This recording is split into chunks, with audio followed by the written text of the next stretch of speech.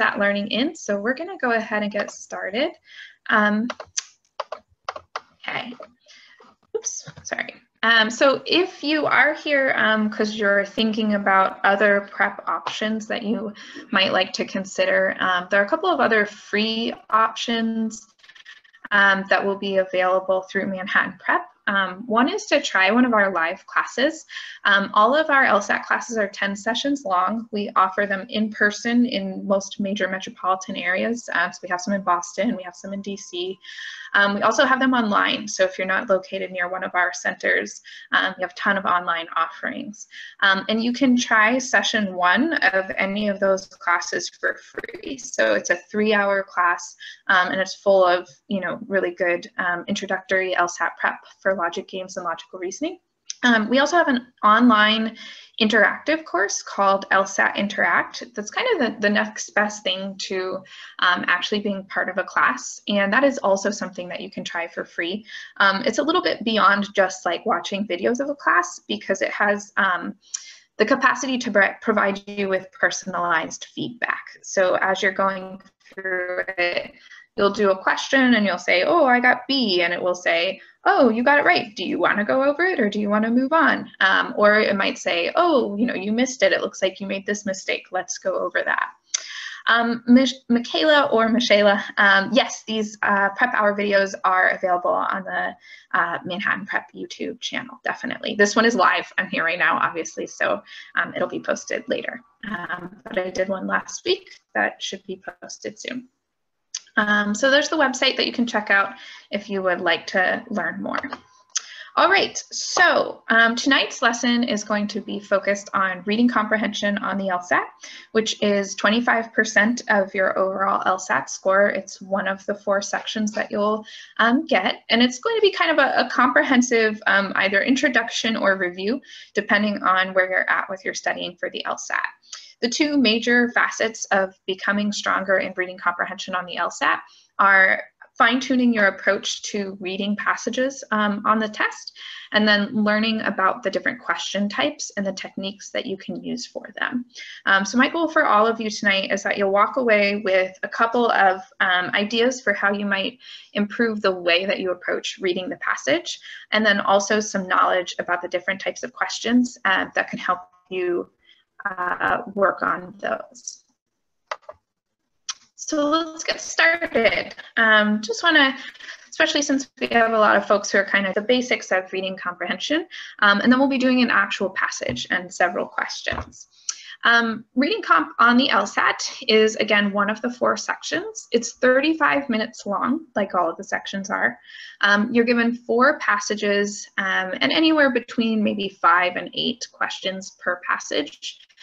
And it balances out to be on total somewhere around 27 questions in that 35 minutes.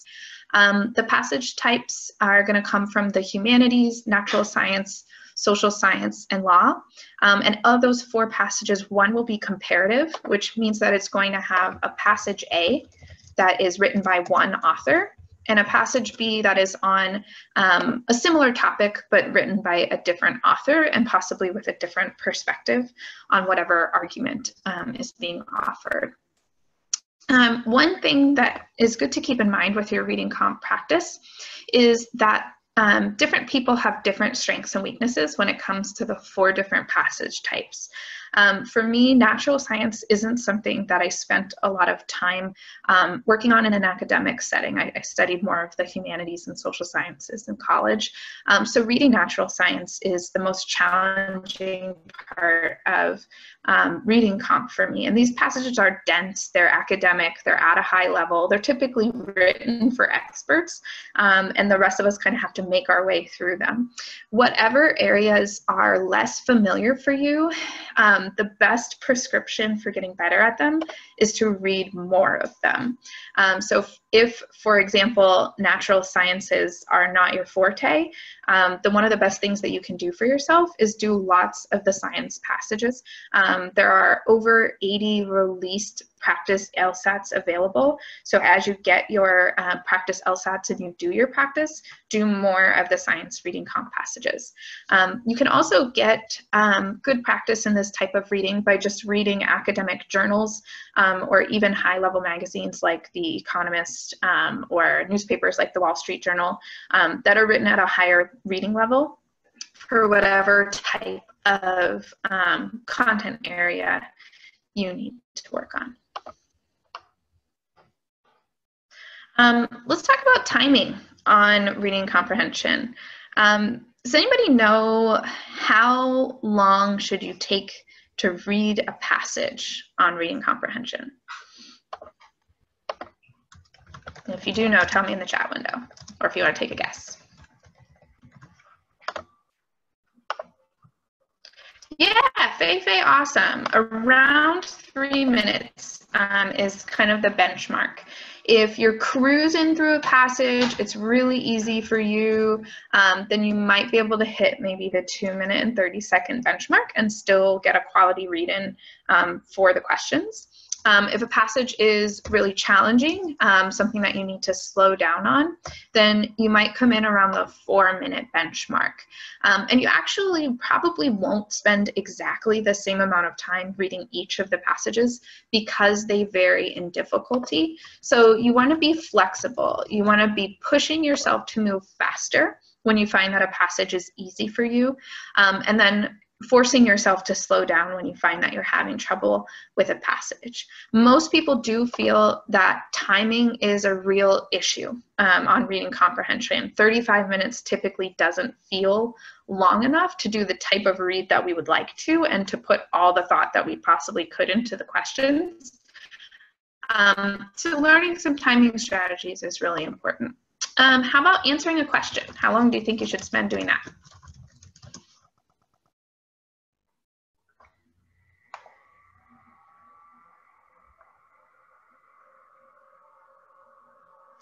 You might spend 5 minutes answering all of the questions on a passage, but actually answering a single individual question on reading comp, you need to be hovering around 1 to 1.5 minutes. Between reading the 4 passages and answering all 27 or so of the questions, that's about all the time that you're going to have. So starting your reading comp practice by learning those benchmarks and getting a little bit of practice with them is really important. In general, one thing that's really helpful to know about reading comprehension is that because the difficulty of the passages varies across the section, you want to have a generally flexible, so if you think about the 4 passages that you're going to encounter, generally speaking, as you start with passage 1 and you move to passage 4, these passages are going to get harder. I can't email the slides, I don't think, but the video will be available on YouTube, and I'll also put my email address up at the end of the session. So if you'd like to personally reach out and ask me to like summarize or reference the passage, I would be happy to do that. So the passages generally have an upward difficulty trend from easy to hard, but it's not going to be 100% consistent. So for example, you might have a passage 1 that's kind of like a medium passage. Passage 2 is a little bit on the easier side. Passage 3 might be extremely hard. And then passage 4 might be back down towards that medium difficulty. So it'll result in a general upward trend, but you can't reliably say that passage 4 is going to be the hardest and passage 3 is going to be the easiest. Because of that, what you don't want to do is spend exactly the same amount of time on each of the 4 passages. If you were to do that, take 35 minutes and divide it by 4, you would spend 8 minutes and 30 seconds per passage. That's a generally useful benchmark to use when you're practicing, but when you're actually trying to take a full-length reading comp section with 4 passages, you want to use a flexible timing strategy. So we might say something like, generally give yourself a benchmark of 8 minutes per passage, and then think of yourself as having a bank of 3 minutes. So maybe you read the first passage. It's pretty easy for you. It goes, let's say, 6 minutes on that passage. So you might then add 2 minutes to your timing bank. And then you would have 5 minutes, which you could then dig into for a later, more difficult passage. All right. I'm going to pause for a second so that you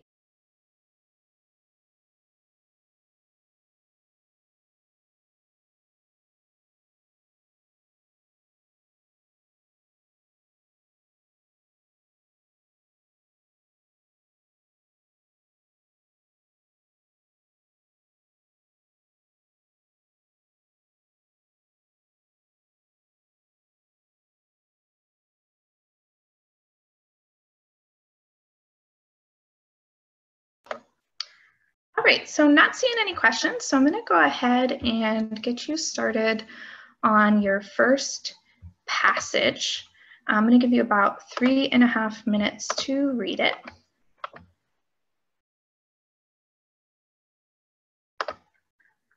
And I want you to just take notes in whatever way makes the most sense to you.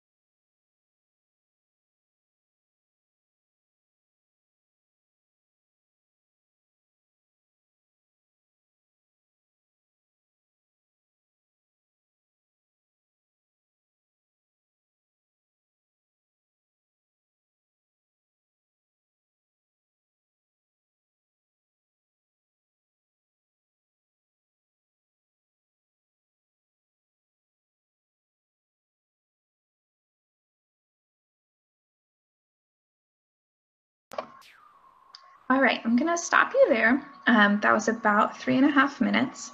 And I want us to think about what is it that we are supposed to focus on when we're reading any reading comprehension passage on the LSAT. So there are 3 comprehension passages, and I'm going to walk you through them with this one. I'm going to change my screen share real quick just so that we have a bit more room to take some notes. All right, so the first thing that you want to think about with any reading comprehension passage is what we call the scale. Most passages on the LSAT are going to have either a debate between 2 sides going on, or some type of duality, so perhaps 2 perspectives on a particular issue, although they may not directly clash. I'm curious if you noticed any sort of debate or disagreement in this particular passage, and if so, tell me in the chat window, what does there seem to be a disagreement or a debate over? How would you categorize that?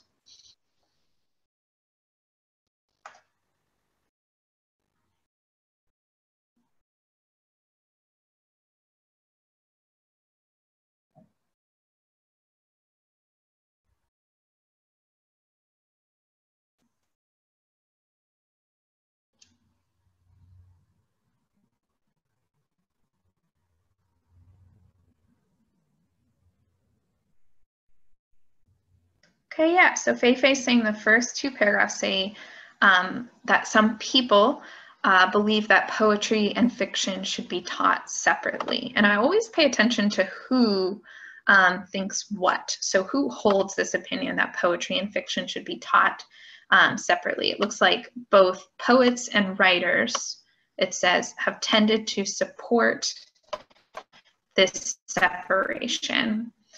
So if I were actually doing that on paper, which many of you will be doing, it's administered right now as a paper pencil test, although coming in the summer, they're going to switch it to iPads. I would mark this. So I would mark who holds this opinion and what is the opinion. And I also see that it is part of academic settings. Is there anyone who, in the passage, who offers a different opinion, who doesn't think that fiction and poetry should be separated? Read a Dove, definitely. So we would definitely identify Read a Dove as noted as an example of the trend of crossing generic boundaries, so writing in multiple boundaries. What about the author? Is the author a fan of this big separation between poetry and fiction?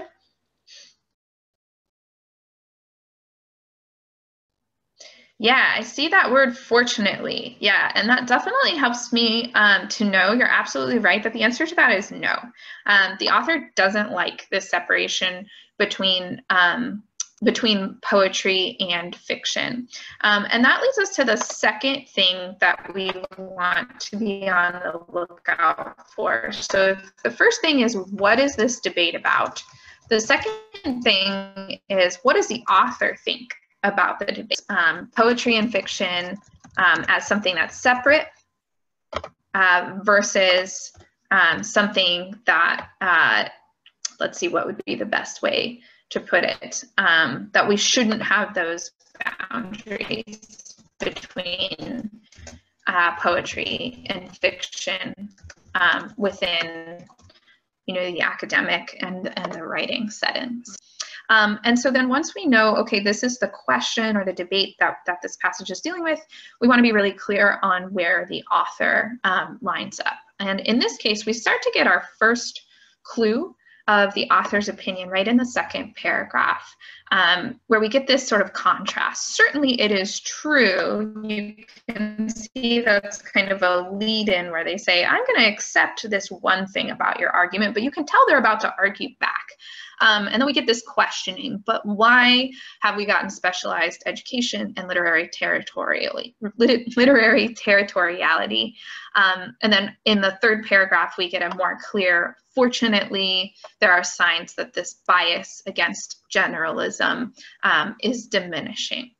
So we get a pretty clear sense that the author's opinion is that having sort of a more generalist approach is okay, and that we shouldn't have such strong boundaries.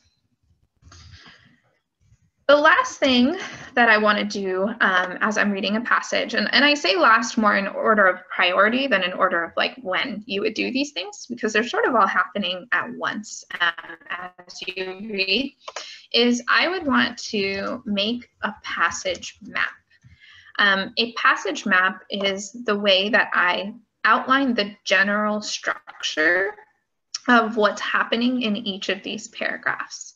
For example, I might say, okay, so paragraph 1 is giving me the poetry versus fiction as separate perspective. Paragraph 2 seems to be introducing the author's opinion. I usually mark that as AO, this separation. Then we get into paragraph 3, and I'm just going to put that over here to the left, is giving me an example of Rita Dove, who breaks these boundaries. And then we get into paragraph 4, which is expanding on Rita Dove. Knowing the general structure of a passage, both in terms of how it's laid out and in terms of what the content is saying, is really critical to a lot of different types of questions on reading comprehension.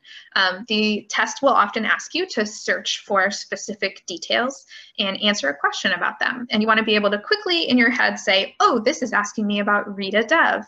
I think the answer is going to be in paragraph 3 or 4, and your eyes should go straight there.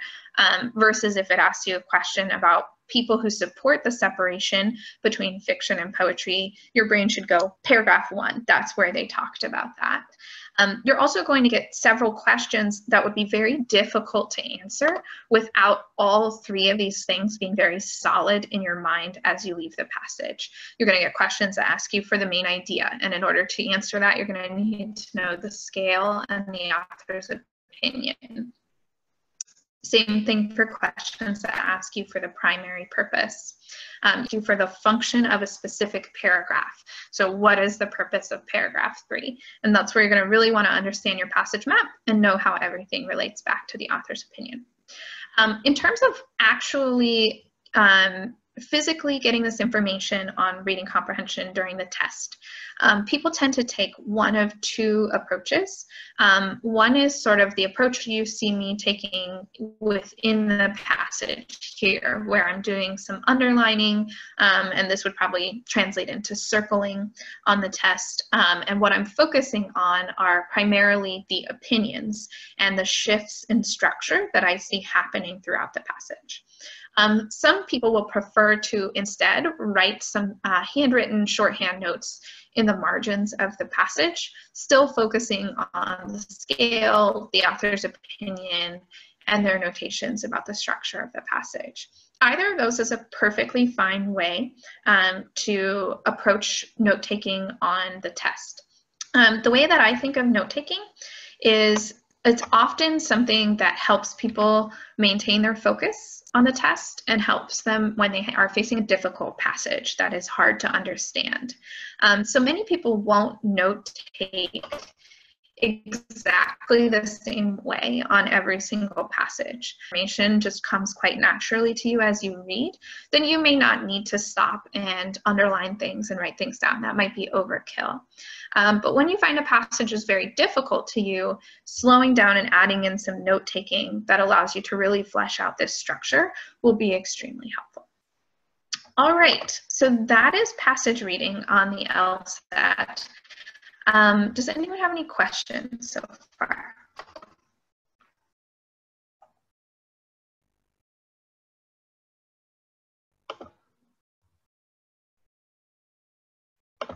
Okay, I'm going to clear off the board. If you're still typing a question, definitely feel free to continue doing so. But we're going to go ahead now and take a look at a couple of questions associated with this passage. So here's the first one. I'm going to give you about a minute and a half. Oh, you know what? You probably need to see the passage. So let me fix that for you. All right, so we're going to put question over here to the left, and the passage is here to the right. And I'll give you about a minute to try it. Before I do that, what should you do if after you've read the passage, you did not fully understand what they're talking about? Great question. So if you kind of get one main shot at reading the passage, so what you would not want to do in that situation is read the passage again. What I would probably do then is two things.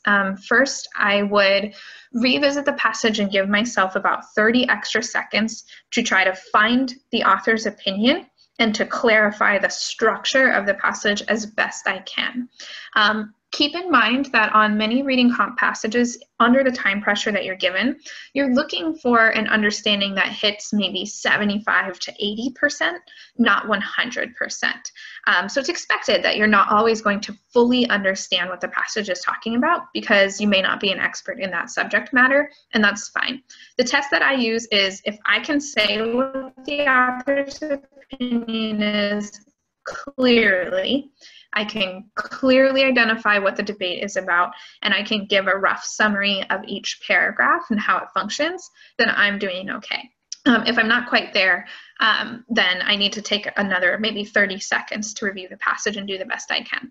At a certain point, though, it is important to just acknowledge that some passages are going to be more difficult than others, and you may need to make some decisions about what type of questions you can answer with the level of understanding you have. If you find that you're below that 75% mark and you have maybe a 50% understanding of the passage that you just read, then you may wish to focus on questions that deal with specific details or certain lines of the text rather than the more big picture questions that are going to require a general understanding.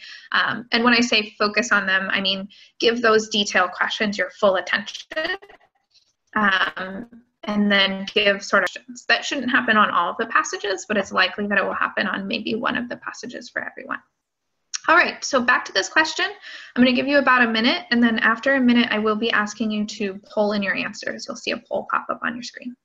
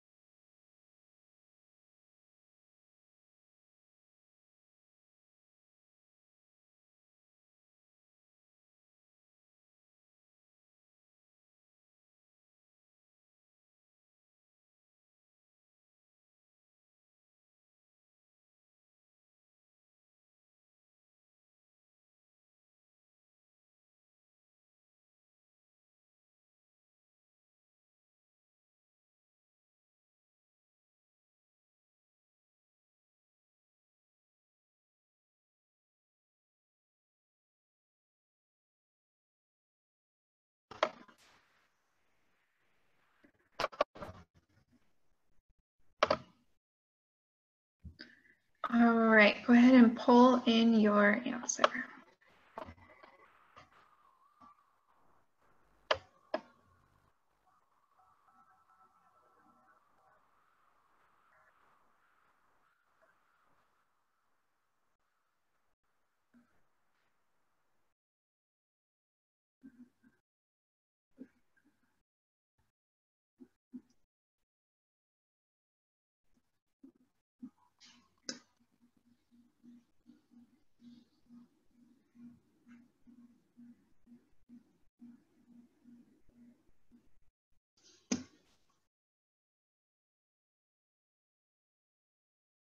Okay, I'm gonna stop the poll.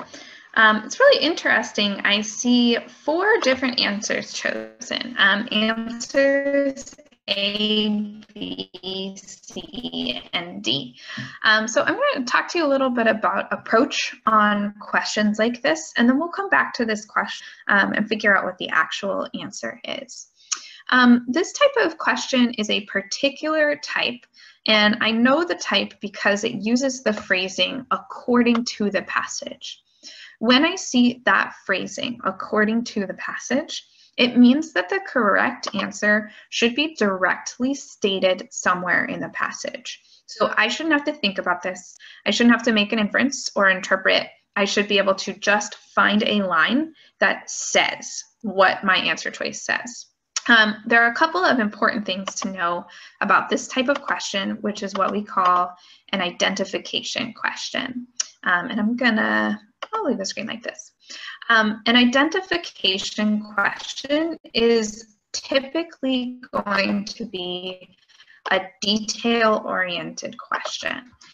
So if you're asked this type of question, you think about the main idea of the passage as a whole in order to answer it.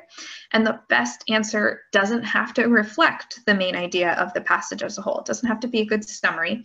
It just needs to literally be something that you could find somewhere in the text and that you could prove. These types of questions can also use the phrasing "the passage states" or "the passage explicitly stated should have actually said this." When I get this type of question, I think about where in the passage do I expect to see the answer to this.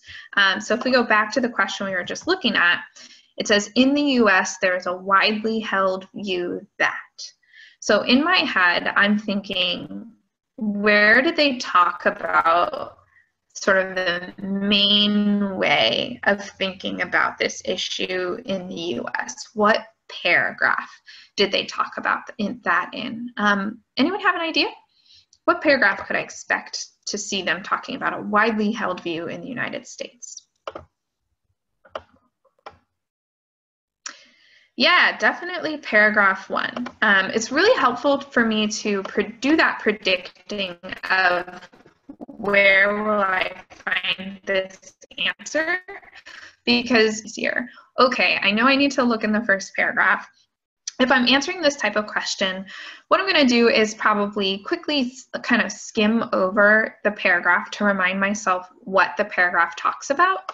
And then I'm going to go back to the answers and I'm going to do process of elimination. One other thing that is important to know as we do process of elimination is that in general on reading comp, details are very important. A single word that is off from the text can destroy an answer. Because of that, for these types of questions, you need to be very literal and very attentive to detail. So you read the sentence and you read the answer choice and you check to see if there's anything at all that seems off about the answer choice that you're looking at. So we'll look back now at the question and see what we can figure out. I'll give you about a minute right now. And what I'm going to ask you to do is look at the answer that you chose and find the specific line that you would use to support that answer and tell me that line along with the answer in the chat window. So for example, if you chose B, I want you to type B and then tell me what line you would use. And you can either use the actual number of the line or you can just put in quotes and put maybe the first and last word of that sentence. And that will help me help you analyze these answers.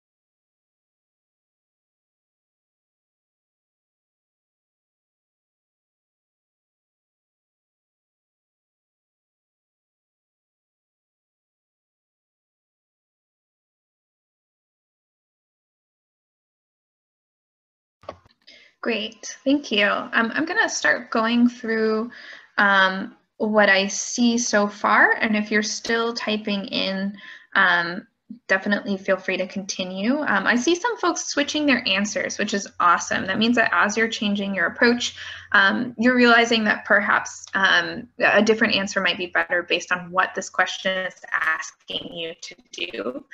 And that's a lot of what's going to happen with your learning on reading comprehension, is that you're going to get a better understanding of what is this question asking me to do, and you're going to find the way that you approach answers changing a bit.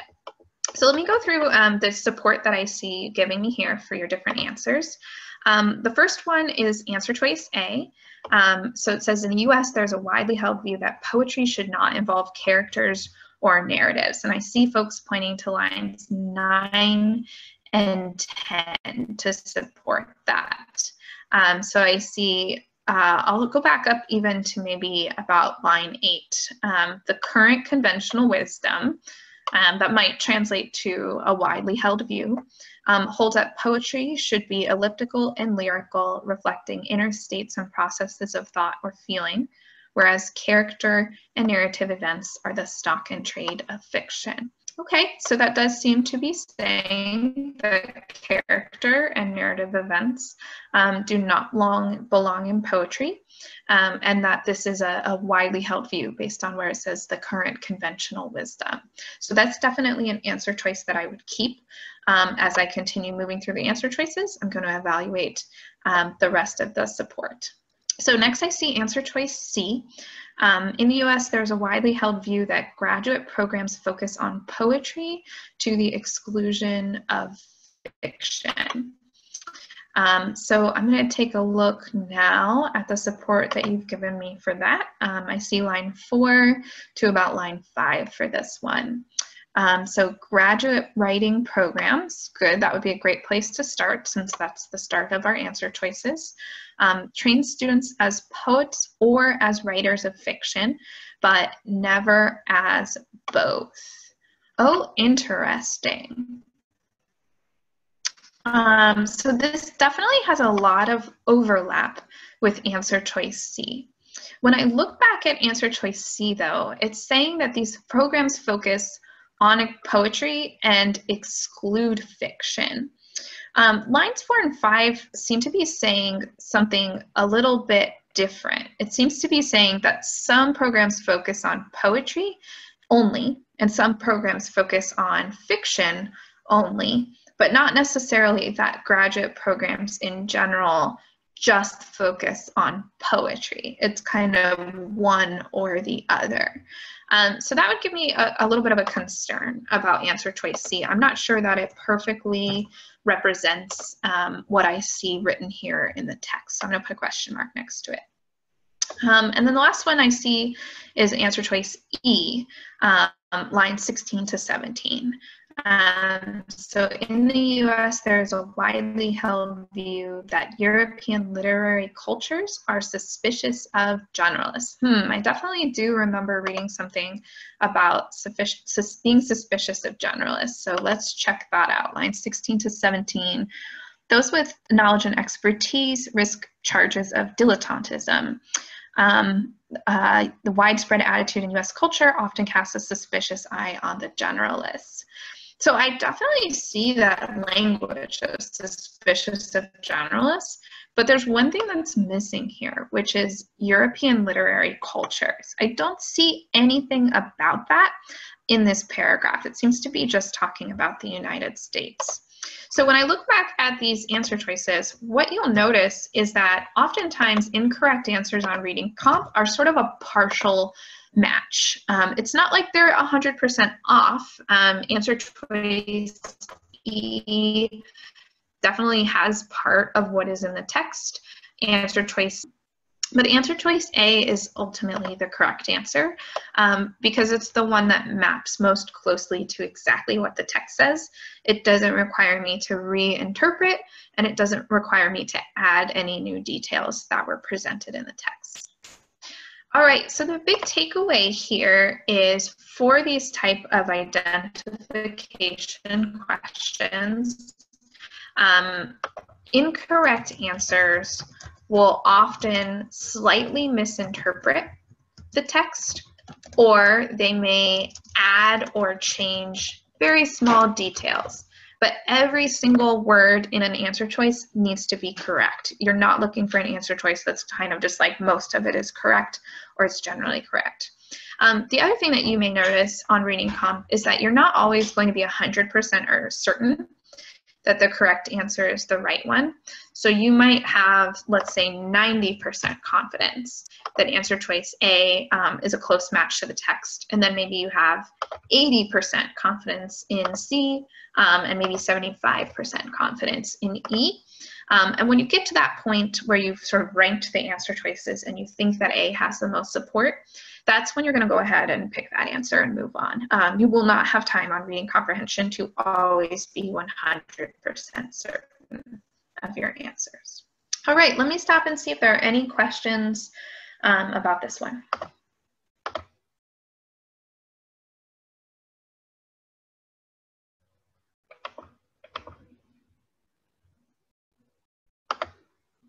Okay, if not, we'll go ahead and get started. The next question is going to be a different question type called an inference question. Go ahead and give it a shot.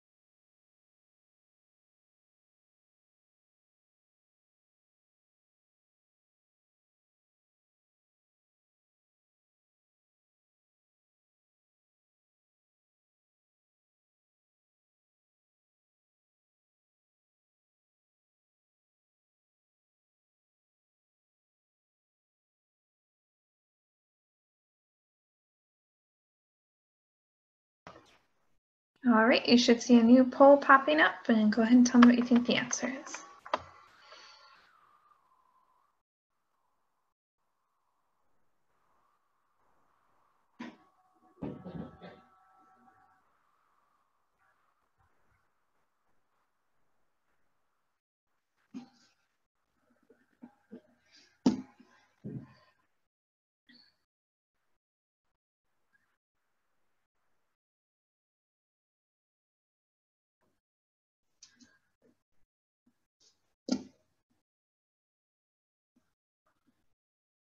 Okay, great. Thank you, everybody. So this type of question is sort of a relative of the last type of question that we did, in that it often is going to focus on a detail in the passage. But notice that it no longer says according to the passage or the passage states.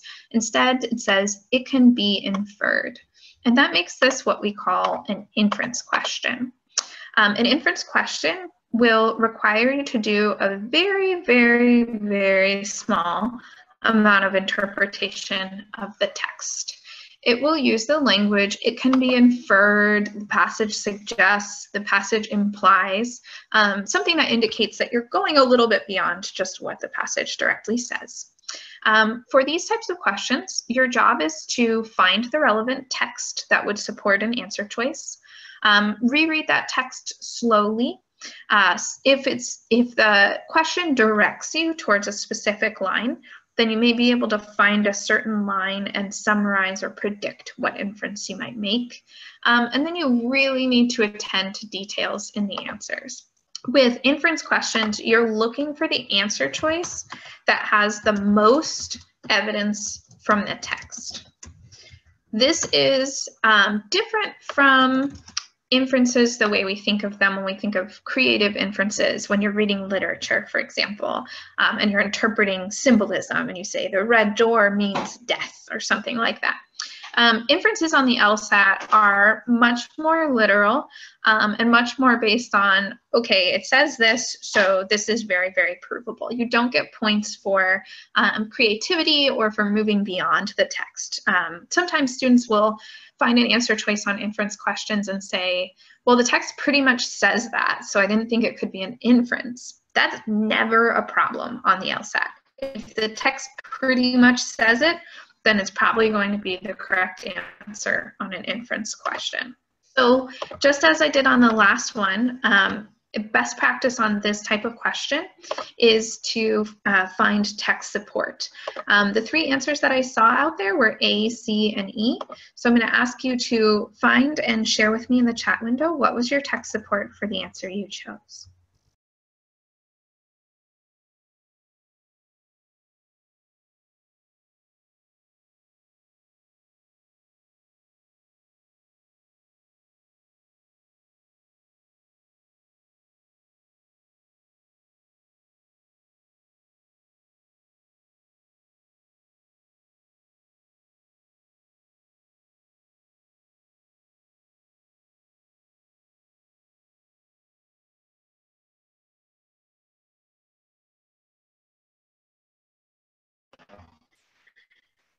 Thanks, Christina. And if you could also let me know which answer you picked, that will help me match your text to your answer.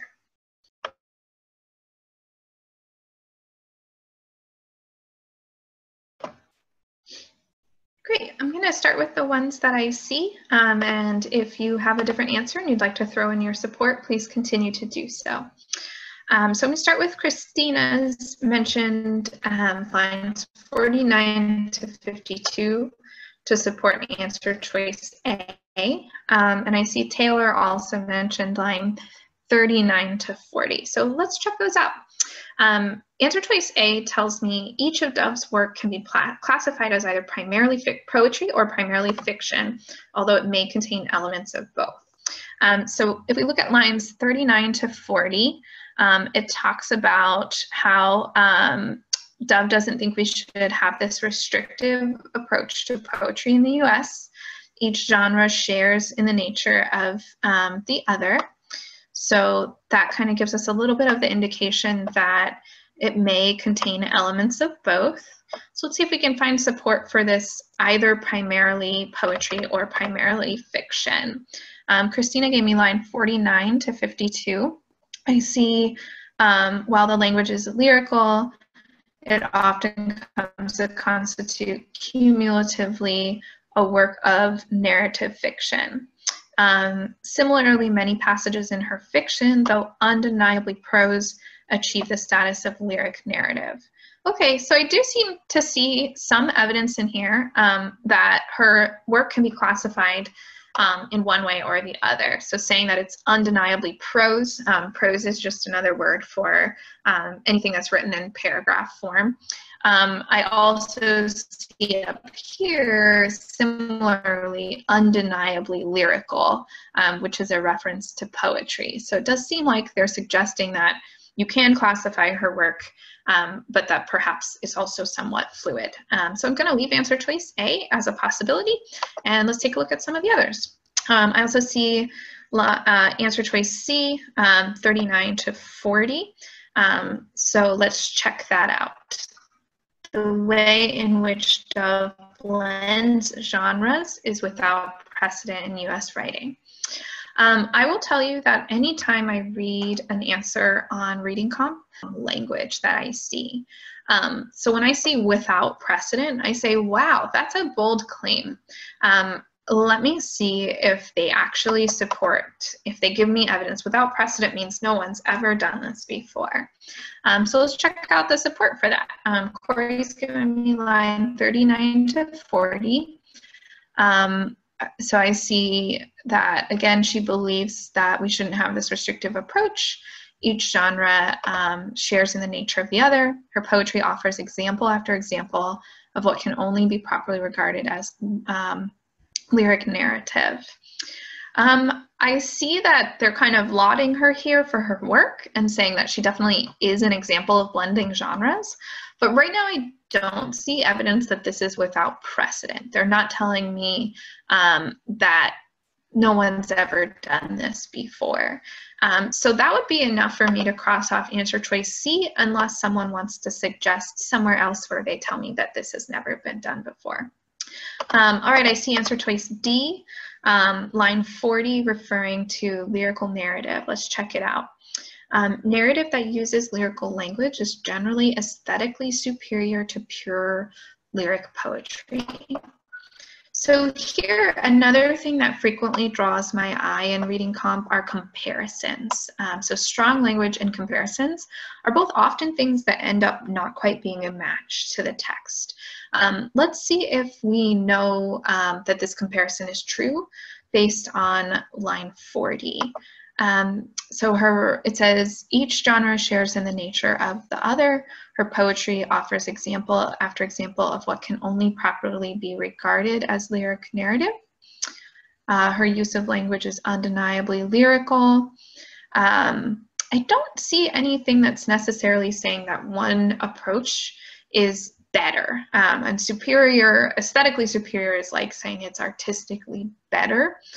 So even though it does talk about these two different approaches, I see the words lyrical language, lyric poetry. I don't see anyone saying that one is better than the other. So I'm going to use that comparison to rule out D. And then I believe someone gave me support for answer choice C, or perhaps not. It's looking like it was just A, C, and D that folks chimed in for.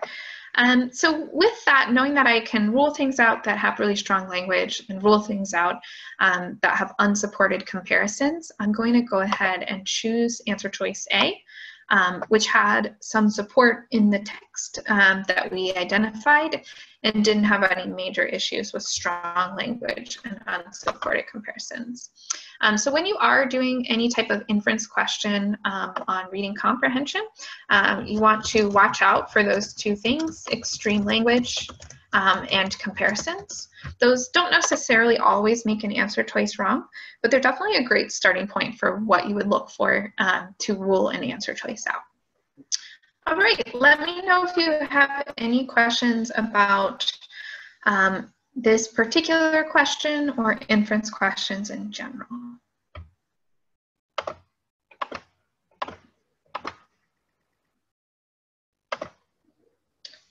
Okay, if not, this is where we're going to stop and wrap things up.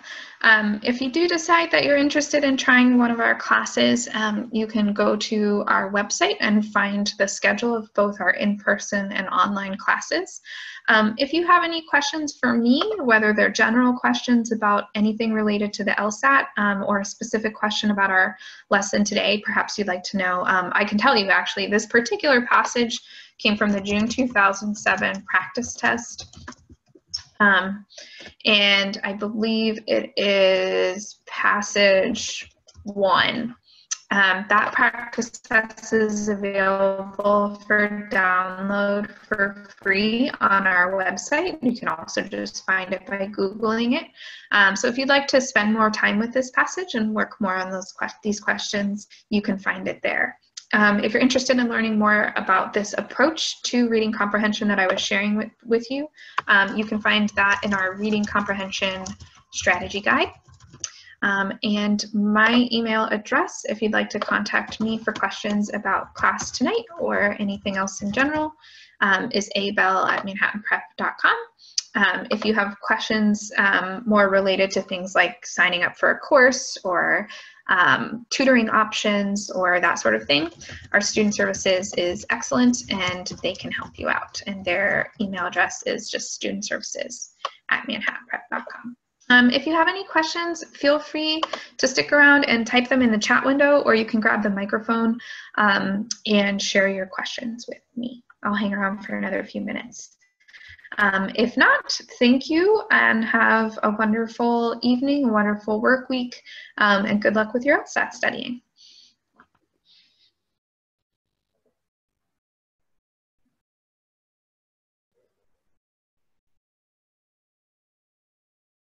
You're welcome. Thanks for coming, Fei.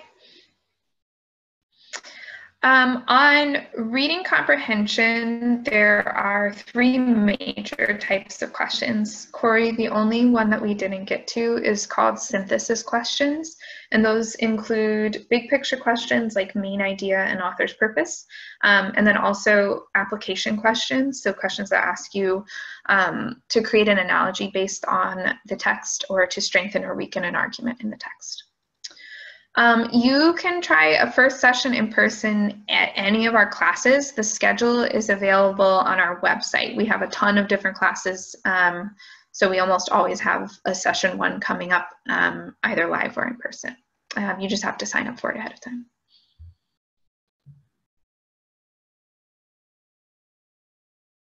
No problem.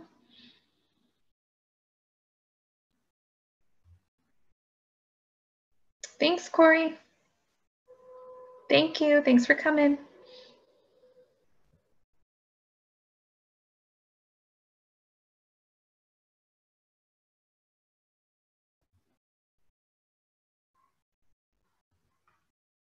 Yeah, the 5th edition is great. It's very up to date. It's what we use with our courses. You won't find anything on the LSAT. Yeah, the LSAT doesn't change that quickly.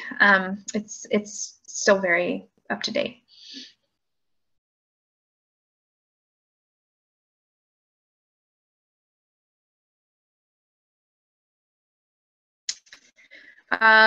So we have the 3 major strategy guides, and then we have the 5-pound book coming here. And those are the only LSAT books that we have. One thing that I would say, Fei, is that when you're thinking about what you need to have that's really up to date, the biggest thing is practice tests. So the strategy guides are meant to kind of teach you how to approach the LSAT, and that doesn't change that quickly. The LSAT doesn't introduce a lot of radically new material over the course of a year, but it is helpful to do practice tests that are the most recently released practice tests. So I think like currently that's maybe practice test 84. So when you're deciding what your study option should be, or purchasing books of practice tests, then that's when it's really helpful to purchase up-to-date practice tests.